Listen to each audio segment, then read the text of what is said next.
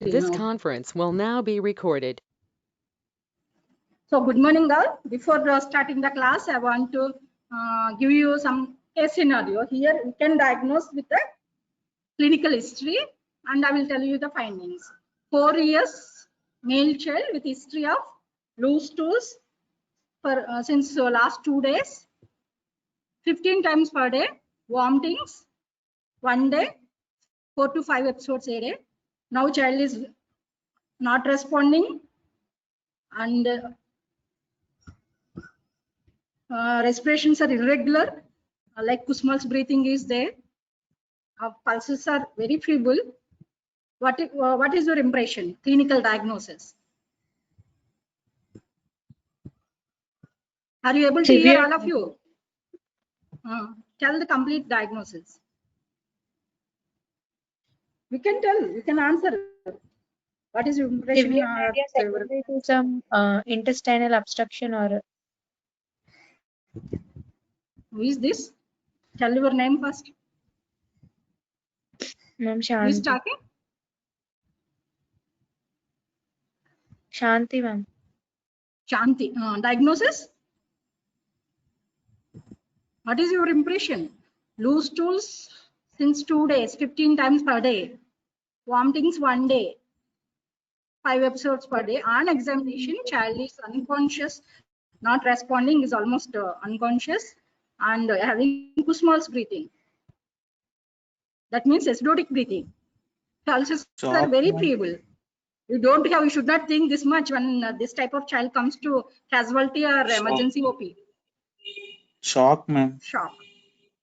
What type of shock? Shock means so many types of shocks are there. What is your impression exactly?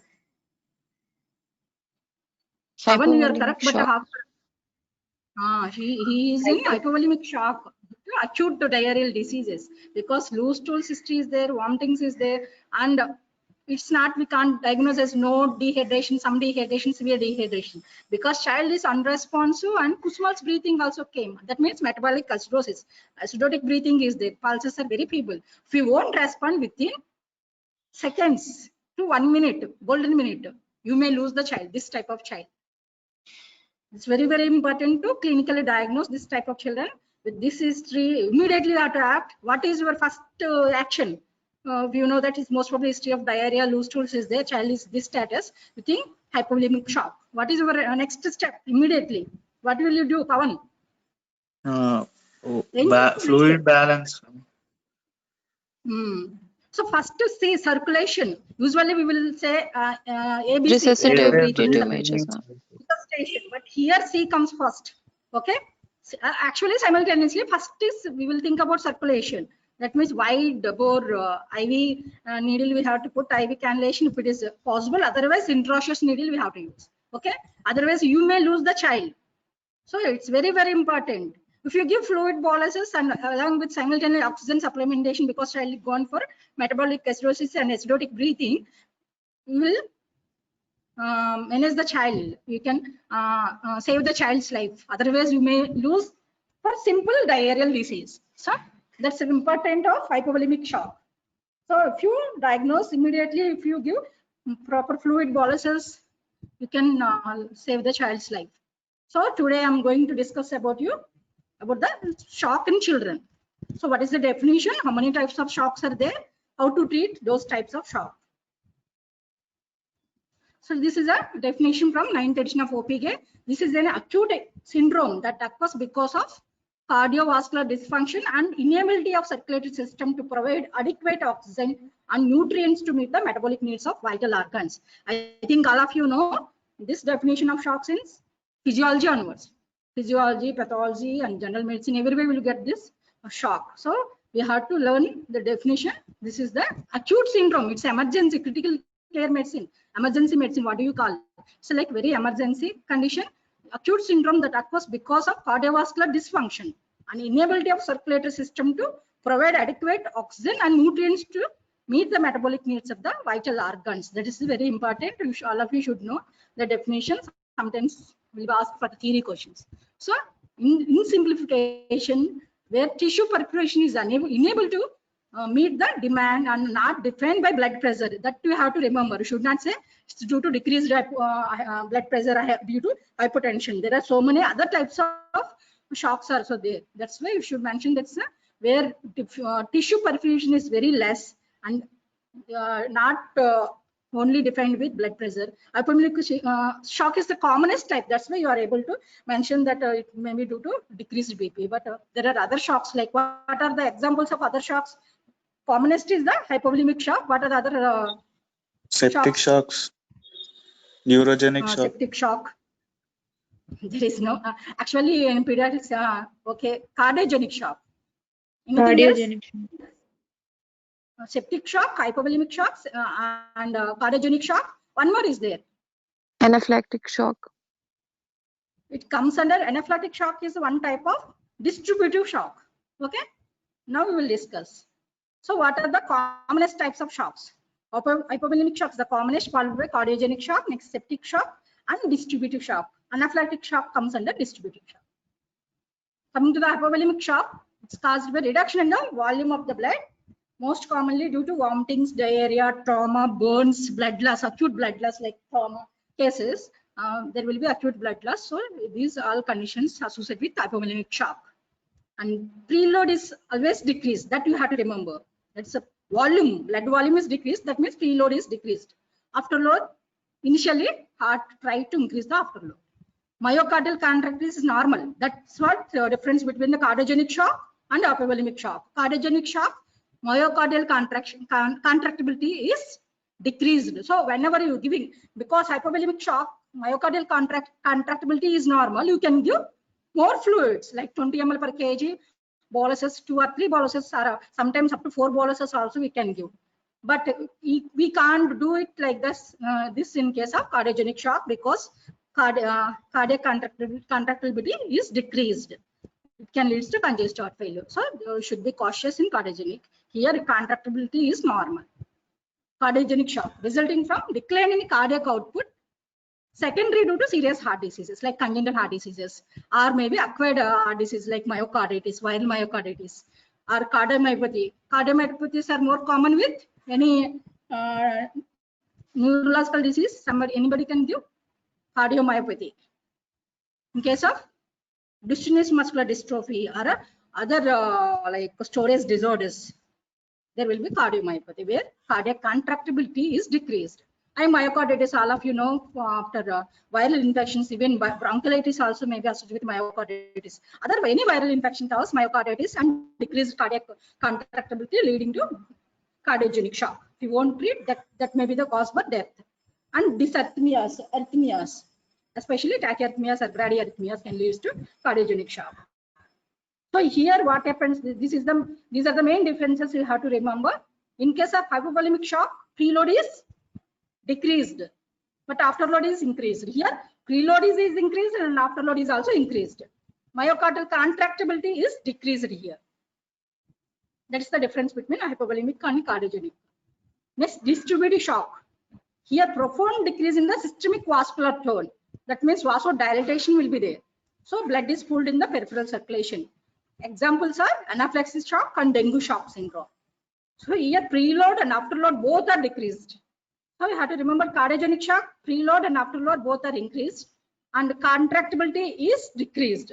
Here both are decreased, but contractibility of the heart is increased. That's why we will have bounding pulses, not the feeble pulses. Next is the septic shock. So how common means it depends upon the incidence of the infections, sepsis. With the advent of actually previously septic shock used to cause 97% of deaths in the PICU. Now it is decreased due to proper management with IV antibiotics. After Bactec and everything, we can get the cultures as early as possible. After 48 to 72 hours, we can give appropriate antibiotics. So we can decrease the sepsis incidence and in turn septic shock. So from 97%, it's reduced to 9%. But overall mortality is much lower in children than in adults due to septic shock. So before going into septic shock in detail, you should know what is SIDS. That is systemic inflammatory response syndrome.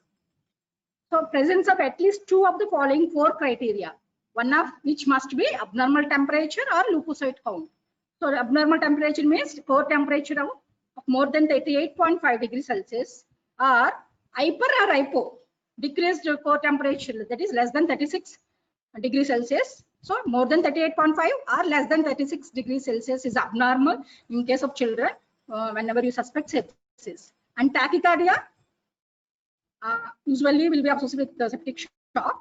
But in case of infants, that is less than 1 year of children, bradycardia may be there. Mean respiratory rate of more than 2 standard deviations above for that age will be there. And leukocyte count is elevated or depressed. Decreased leukopenia is also abnormal. Leukocytosis is also abnormal. In pediatrics, it indicates sepsis. Severe sepsis, usually they may have leukopenia.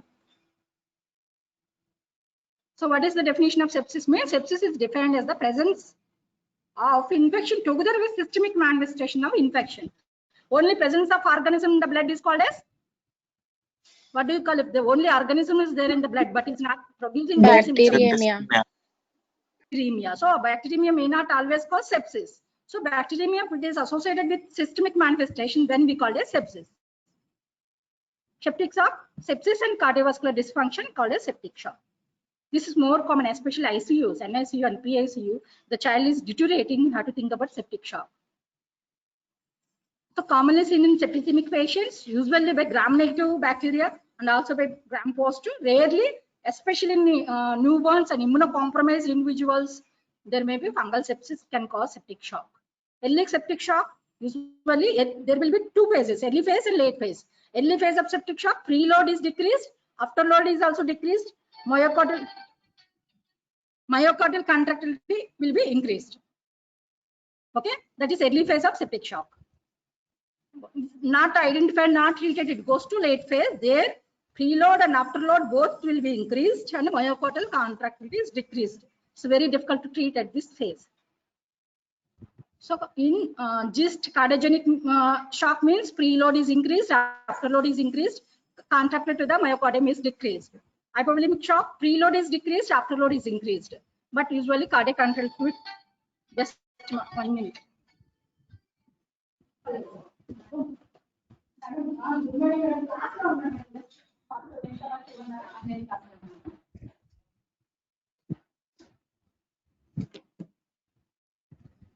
Distributive shock, that is examples of anaphylactic shock or dengue shock syndrome. Both preload and afterload are decreased and contractility to the heart is increased.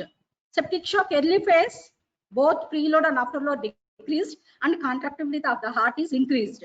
But in late phases, preload, afterload increased and heart contractility decreased. Why you should know contractility of the heart is normal or increased or decreased? To use inotropes.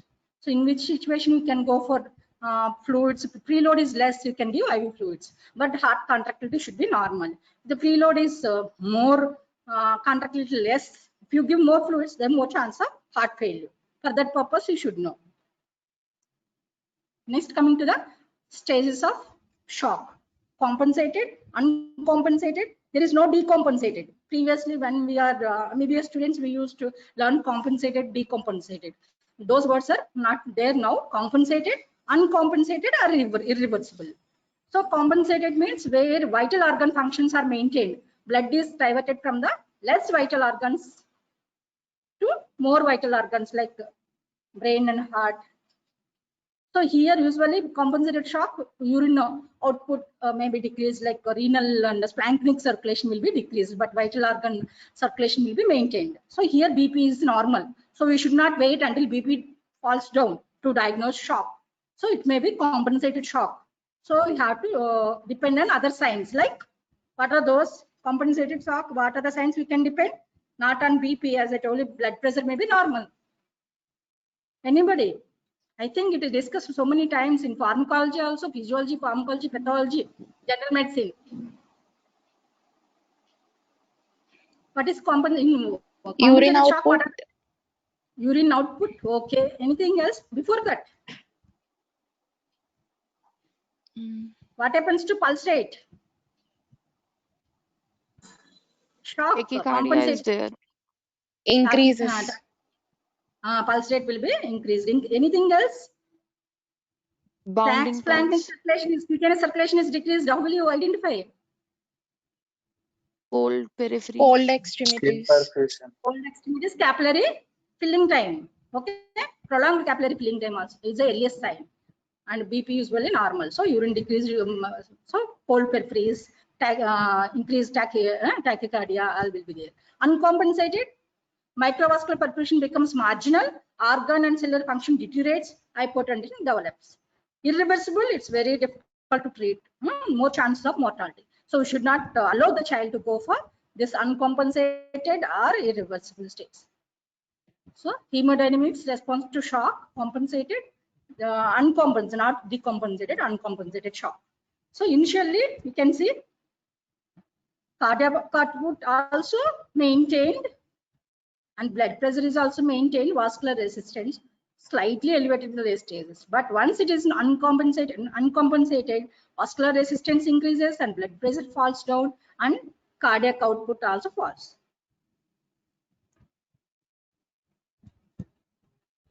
So in this, so shock may be hypovolemic, cardiogenic, distributive, and other shocks,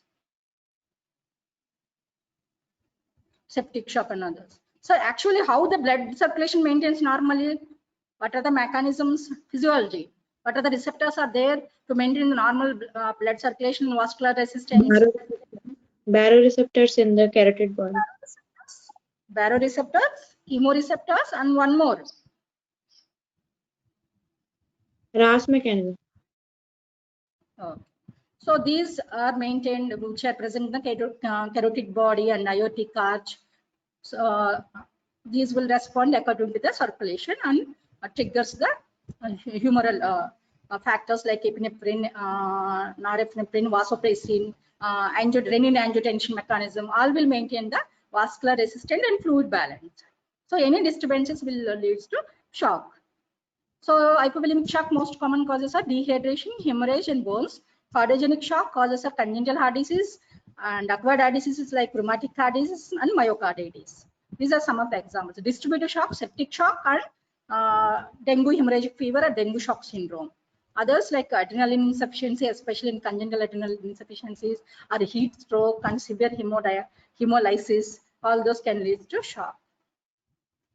So causes depending upon the age of the child, in which age group, what are the types of shocks are common, or causes, common causes for shock. So in neonates, foremost important. So septic shock is more common in newborns. Next is the dehydration leading to hypovolemic shock, and congenital heart diseases like cyanotic or acyanotic heart diseases leading to, sometimes they may be associated with arrhythmias, especially cyanotic heart diseases leading to cardiogenic shock, and metabolic causes like hypocalcemia and other causes lead to shock in case of newborns. Children, infants, sepsis again is the first, followed by dehydration, maybe due to acute diarrheal diseases or ineffective fluid intake, insufficient fluid intake, and all those, and supraventricular tachycardias, that is tachyarrhythmias, supraventricular tachycardia, myocarditis, especially following viral infections and trauma leading to blood loss and toxins. In children, sepsis followed by trauma and congestive cardiac failure, cardiogenic shock. Congestive cardiac failure causes will be so many. And adolescents, trauma comes first, adolescent age group, followed by toxins, and next is the sepsis. These are the causes of shock according to the age of the child. And coming to the early sense, this is very, very important slide. You have to remember clinically, whenever you seeing any emergency case or in the OPD or emergency room, you should know if any child is having tachycardia, mild tachypnea, prolonged capillary refill time more than 2 to 3 seconds, orthostatic changes in the blood pressure or pulse, especially in impending, especially dengue fever, which any child comes, if you are recording the blood pressure in both sitting and standing position or lying down position, sitting position, changes in the position of the child, that is orthostatic changes in the blood pressure, especially narrows blood pressure, pulse pressure. That is the earliest sign of child is going for shock. So you have to admit those type of children in the ICU. So prolonged capillary refill time, orthostatic changes in the blood pressure and pulse, especially narrowing of pulse pressure, early finding due to here reduced systolic BP and mild increase in diastolic blood pressure. As all of you know, pulse pressure means difference between the systolic BP and diastolic BP. So the systolic is decreased and diastolic is slightly increased, meaning narrow pulse pressure. What is the normal pulse pressure usually? Pulse pressure, normal pulse pressure, how much? 40, ma'am. 20. Range will be there, no? 20 correct, 40 correct. 20, it will be around 20 to 30. So actual normal blood pressure in adults usually will think of 120 by 80. That means how much? 40, ma'am.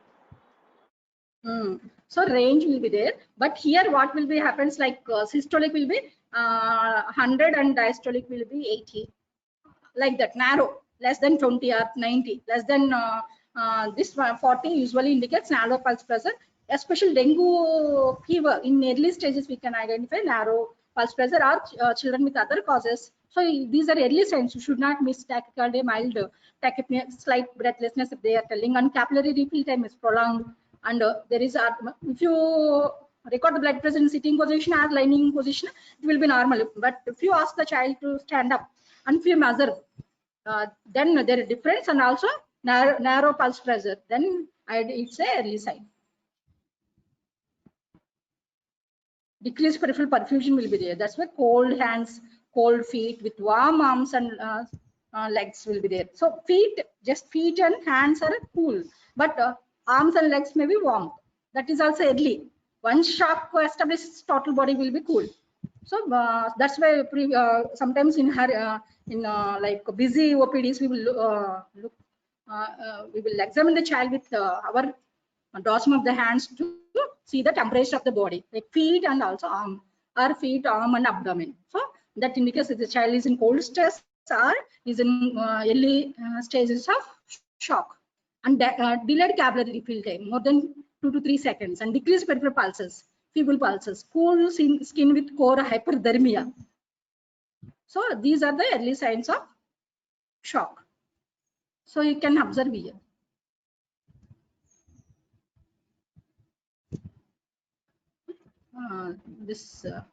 After applying a pressure for 2 seconds, it takes around 3 seconds. Here it's more than 10 seconds, it seems.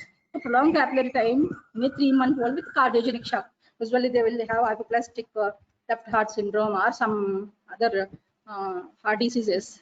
In infants, they will manifest like this. Next, compensatory mechanisms: increased heart rate, increased respiratory rate, or altered respiratory pattern, concentration of urine. These are the compensatory. This indicates the compensatory mechanism of the child for the hypotension. So tachycardia, tachypnea, or irregular respirations, concentrated low volume urine. So dark colored urine, and they will say parents. Next, in shock also, in septic shock, there will be cold and warm septic shock. In warm septic shock, hyperthermia or hypothermia will be there. Most commonly hyperthermia, but severe sepsis, there may be hypothermia also. The child will be flush, warmth, and dry skin will be there. Widened pulse pressure. So pulse pressure will be here widened. As I told you, narrow pulse pressure is a sign of early sign of shock, but it not applied to the warm type of septic shock. Their wide pulse pressure will be there because of vasodilation. And tachycardia will be there, tachypnea will be there. Change in the mental status, early stages irritability, later will be unconscious, unresponsive, finally coma. If you won't treat, they will have mortality. Next, cold septic shock, hypotension will be there, cold clammy skin will be there. So we should not think that child is warm and pulse pressure is wide, is not in shock. So we have to think about, there is a warm septic shock. One concept is also there. You should be cautious. And in cold septic shock, hypotension, cold clammy skin, narrow pulse pressure, tachycardia with 3D pulse, rapid shallow breathing, that is Kushmal's breathing, oliguria, cyanosis, metabolic acidosis, and hypoglycemia. These are cold septic shock. So coming to the examination, initially once the child is there in the emergency room or casualty, we have to assess the mental status, usually fluctuating from irritable, as I told you, irritability to maybe unresponsive, or maybe child may be in the coma. Skin and extremities, pallor, mottling, that is like cutis marmoratus, like picture may be there initially, and cyanosis, capillary refill time will be prolonged, pulses will be weak and feeble, poor muscle tone, hypotonia will be there, and if the child is 1 or 1.5 year, less than 1 or 1.5 year, you will have sunken fontanelle. Coming to the cardiopulmonary assessment, hyperapnea, tachypnea, and tachycardia will be there. Renal, scanty, concentrated urine, less urine with concentrated. Basic management, you should have structured approach, investigations simultaneously, fluids and anticipate the problems, shift to PICU immediately. We have to take care of him immediately, him or her immediately. It's a preventable cause of mortality, we can prevent. So C comes first here, circulation, airway, breathing, not ABC, CAB.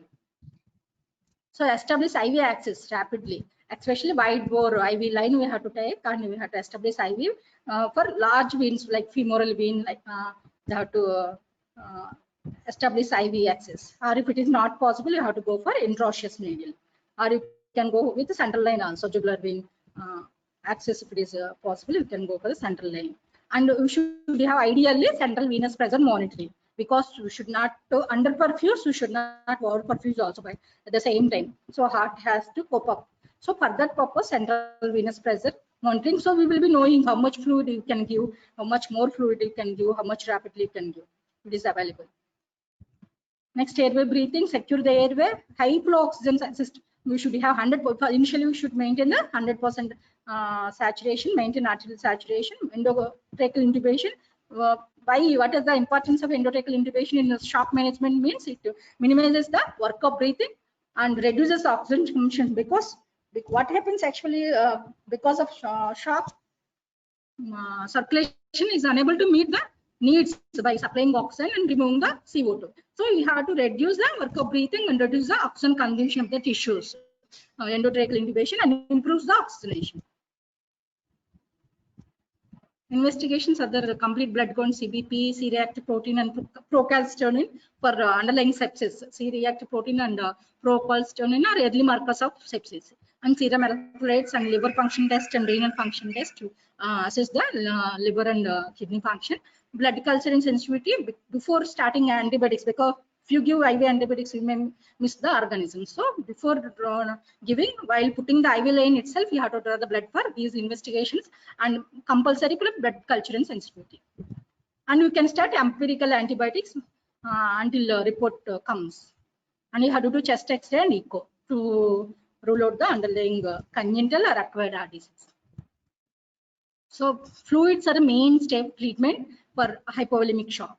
So what are the fluids we can use? Normal saline or ringer lactate, 20 ml per kg boluses we can give rapidly. If no improvement, you can give second bolus 20 ml per kg.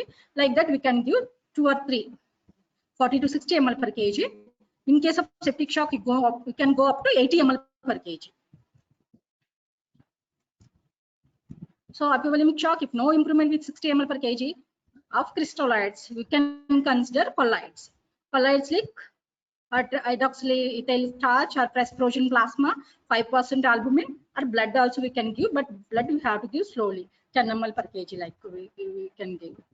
And crystalloids and colloids are equally good, but cost-wise, crystalloids are preferred due to less cost than hydroxyethyl starch or presprogen plasma or albumin or blood. Easily available and economical. That's why we will prefer crystalloids. Immediately we have to give. So for this, getting all the dextron or hydroxyethyl starch, all those have to waste time and money also. So what is fluid response to shock? Response to the fluids, it's fluid response to shock, usually up to 60 ml per kg we can give. Usually at the time of, it's like you can see here, cardiac kilowatt is narrowed. Here it's narrowed. It's after resuscitation, fluid resuscitation. So before that only itself, it is like that, means we have to think about cardiogenic shock. So initial at admission, if the heart is just like this and features are all like hypovolemic shock, you can give rapid boluses 20 ml per kg up to 60 to 80 ml per kg. Inotropes, what are the inotropes commonly used? Are dopamine, dobutamine. Initially we will give dopamine that up to 10 micrograms per kg per minute, because it dose dependent action will be there. If you give 5 micrograms per kg per minute, only increases the renal perfusion. 5 to 10 micrograms per kg per minute increases the heart contractility. But beyond 10 or 12 micrograms per kg per minute, it causes vasoconstriction. So that's why we should restrict up to 10 micrograms per kg directly. Previously, they used to step up. Now, directly you can start 10 micrograms per kg per minute. It increases the contractility of the heart and the heart rate and systemic vascular resistance.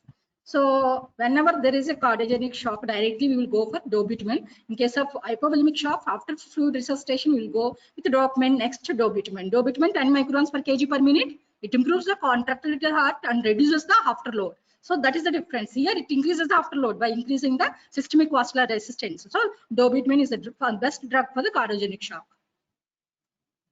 Next, epinephrine. Epinephrine usually we will use after inotropes, or in case of cold type of septic shock, you can prefer epinephrine. In a warm type of septic shock, we'll go for the norepinephrine. Just remember CE, that is cold septic shock, epinephrine.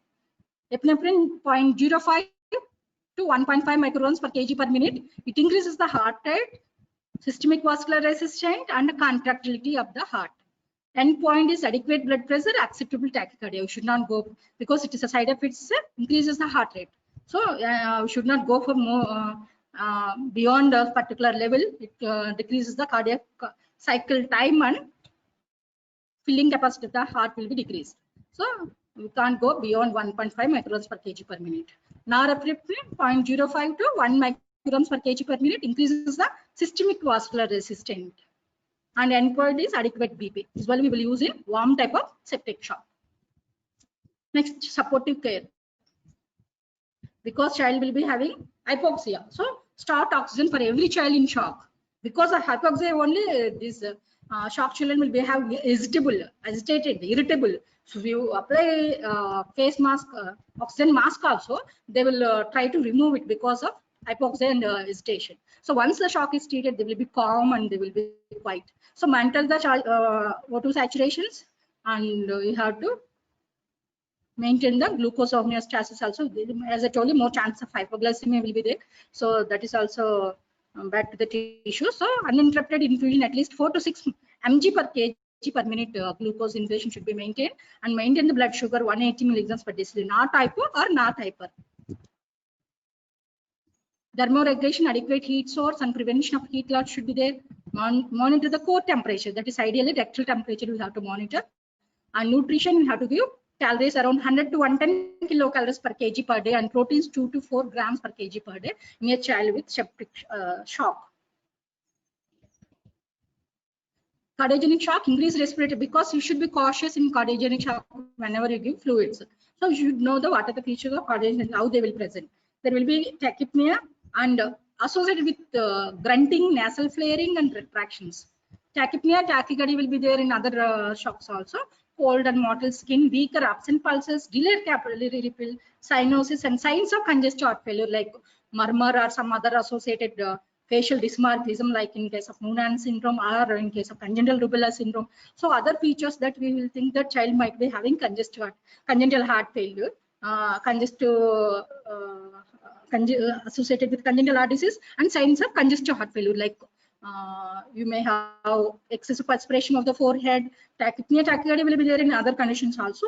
If you palpate the abdomen, there will be tender hepatomegaly, progressive hepatomegaly, tender hepatomegaly will be there. So features of congestive heart failure is, and child will have breathlessness. So depending on the age, if the child is younger, less than 1 year, mother will give the history of Sacras cycle.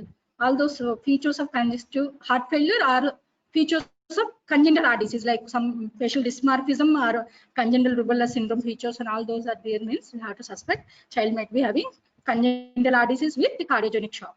Or maybe just absolutely normal prior to 2 to 3 days, child had fever, running nose, and breathlessness. Now on auscultation is also there, child is having grunting and all those. We have to think about bronchiolitis with viral myocarditis, or some viral infection with viral myocarditis with cardiogenic shock. Treatment for cardiogenic shock, give 5 to 10 ml per kg of isotonic. So here we are reducing the boluses. That's why I separately telling about the cardiogenic shock. In hypovolemic shock or septic shock, you can give 20 ml per kg fluid boluses. But here we have to reduce the fluid bolus 5 to 10 ml per kg isotonic crystalloid bolus slowly over 10 to 20 minutes, not rapidly. And use fluids with caution. Very cautiously we have to use. Here actually central line with central venous present monitoring will be very important. Administered supplementary oxygen, dobutamine is the drug of choice, not the dopamine. Here we will go with the dobutamine as a first drug of choice. Treat underlying cause. Whether it's a viral infection, we have to treat. Otherwise, if it is congenital heart disease, we have to treat the underlying cause. Next, coming to the anaphylactic shock. Usually, we'll come across whenever you are giving some vaccines or some drugs, some antibiotics, IV antibiotics or some food. Sometimes even food allergies also can cause anaphylaxis. So, anxiety and agitation will be there, and child will have nausea, vomiting, urticarial rash. You can see rapid development of urticarial rash. Swelling of the face, lips, and tongue. That is anaphylactic shock. These are the clues for anaphylactic shock. Hypotension will be there, tachycardia will be there, respiratory distress with stridor are these. Actually, we have to act immediately for anaphylactic shock. What is the drug of choice for anaphylactic shock? Anaphylactic shock, drug of choice. Adrenaline is the drug of choice. Good. Adrenaline. So it's the drug of choice for anaphylactic shock. All of you should remember in a sleep also, if somebody asks, you have to, because it's emergency. If you give single injection of adrenaline, intramuscular also you can give. So IM epinephrine or adrenaline is the drug of choice without diluting. Without diluting, it will be supplied in 1 in 1000. So you can give 0.01 ml per kg without diluting. That is 1 in 1000. If diluting means 1 in 10,000. You should not waste the time for dilution also. That's why intramuscularly you can give epinephrine or adrenaline 1 in 1000, 0.01 mg per kg per dose. Salbutamol helps to relieve the bronchospasm. There is associated Bs. Sometimes, especially asthmatics, you should not give NSAID like diclofenac or those NSAIDs should not be given. If you give NSAIDs to aspirin to a asthmatic, they can lead to anaphylaxis also. Bronchospasm, not anaphylaxis, bronchospasm. Then also you have to give adrenaline. So and also vaccines. During giving vaccines, some people may develop. We can't predict also. They may develop anaphylaxis. So always be ready with epinephrine whenever you are giving vaccines. In the vaccination room, you should have adrenaline and oxygen and suction supplementation. Oxygen supplementation and suction. Antihistamines you can do that, not the adrenaline sufficient. Antihistamine like you can give, and corticosteroids like methylprednisolone can be given, but controversial is not must. And for refractory hypotension, epinephrine infusion can be used and titrated as needed. Here infusion we will use 1 in 10,000. IV always remember we have to dilute 1 in 10,000. And dose here 0.1 ml. There 0.01 ml. That is the difference. Without dilution it's 0.01 ml. If you remember, you can remember. And you can put the child in knee chest position. Limbs should be flexed, or leg should be slightly raised, so venous return to the heart will be increased whenever there is an anaphylactic shock. Conclusions: shock management priorities. Rapid assessment of the patient is and stabilization is a must, and circulation comes first, like CAB, not ABC. So intravenous access is a must, and fluid boluses of 20 ml per kg of normal saline or Rengerlactate we can use. Reassess after each bolus. Inotropic agent only after adequate fluid resuscitation. We should not directly go for the inotropic. So in case of especially hypovolemic shock or septic shock, you have to give fluid boluses, then only inotropes will act. In case of cardiogenic shock, you can give slowly less amount of fluid, and you can go for the dobutamine. And meanwhile, you can go for the laboratory workup for knowing the underlying condition and knowing the status of liver functions and renal functions. And first draw the blood for culture and sensitivity and start empirical antibodies, which covers the broad spectrum. Specific management depends on the cause of the shock. So any doubts? Now you can write if any shock, like especially they will ask you about hypovolemic shock or anaphylactic shock, most commonly, or septic shock also. Most commonly, previous papers, hypovolemic shock and anaphylactic shock are there. But for medicine, I don't know, they may ask cardiogenic shock and other shocks. At least you should know what is the definition of shock, how many types of shocks are there, what is compensated, non-compensated, no decompensated, and irreversible stages. What are the early signs of shock? All of you should know clinically for practical purpose and theoretical purpose also, how to manage. Okay. Any doubts? No, ma'am. Okay. Okay. Pavan, attendance తీసుకున్నావా? Yes, ma'am. Okay, then I will leave. If nobody is having a doubt, again I want to tell you all about that internal assessment for first internal for pediatrics will be on 29 online only. We will give the question paper. You have to write in your white papers like A4 sheet or whatever available with you. You should write and you have to upload immediately within 5 minutes. You should, by the time you should have good Wi-Fi, by power cuts or anything you are expecting, you should have mobile data. There are principal sir is not going to accept any excuses. Otherwise you should remember and you should be ready, because you can write offline. Question paper will be sent online. We will write and we will scan. At the time of uploading you need net. So you should have both Wi-Fi and mobile data, good mobile data. Then you can immediately, because beyond 5 minutes they will consider as absent. That's not my decision, which is taken by the principal sir. Okay, they won't accept any excuses. If anybody having any problems, directly contact principal sir and get permission from principal sir, not from me. Okay, is it clear to you? Yes, ma'am. Yes, So ma'am. all of read well and all the best for your first internal. Thank you, ma'am. Okay, thank you all.